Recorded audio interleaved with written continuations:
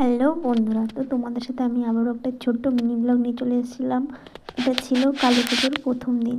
তো সেদিন আমাদের এখানে যে সিলিন্দা বিষ্ণুপুরে পুজো হয়, তো আমি সেখানে আমার বরের সাথে চলে গেছিলাম ঠাকুর দেখতে। আর এটা বিষ্ণুপুরের প্রথম প্যান্ডেলটা কেমন হয়েছে সবাই জানিও। আর এই যে প্যান্ডেলের ভিতর ঠাকুরটা, তারপর আমরা বাইরে বেরিয়ে এসে দেখি এখানে ফাংশান হচ্ছিলো, তো আমি তারই একটু ভিডিও নিচ্ছিলাম।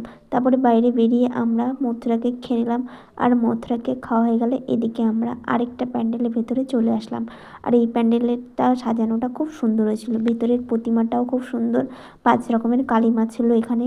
আর তারপরে আমরা বাইরে বেরিয়ে এদিকে ঝর্ণার ভিডিওটা করছিলাম।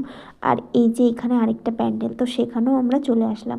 খুব সুন্দর হয়েছে প্রতিটি প্যান্ডেল। তারপরে প্যান্ডেলের ভেতরে এই যে এই ঠাকুরটা কেমন হয়েছে জানিও। তারপরে আমি হাঁটতে হাঁটতে চলে এসেছিলাম এবার সিলিন্দা মেলাতে।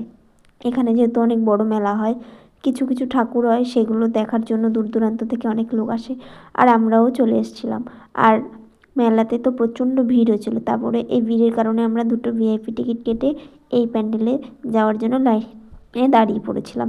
তারপরে প্যান্ডেলের ভেতরে এসে দেখি আমি 42 ফুটের প্রতিমা করেছে। আর প্রতিমাটা তো খুব সুন্দর হয়েছিল, আমার সব থেকে পছন্দ হয়েছে, অনেক বড় ছিল। তারপর আমরা দেখা হয়ে গেলে এদিকে বাইরে বেরিয়ে ফুচকা খেয়ে নিয়েছিলাম। আর ফুচকা খাওয়া হয়ে গেলে আমরা সবার লাস্ট প্যান্ডেল, মানে এটা প্রথম দিকে ছিল কিন্তু আমরা সবার লাস্টে এটাতে এসেছিলাম। আর এই প্যান্ডেলের থিমটা ছিল চক্ষুর উপরে। তারপরে ভেতরের ঠাকুরটা তোমরা দেখতেই পেলা। তো রাত হয়ে গেছিলো, আমরা দোকানে এসে বিরিয়ানি খেয়েছিলাম। টাটা, আজকের ভিডিওটা এই অবধি। ভালো লাগলে লাইক কমেন্ট শেয়ার করে দিও।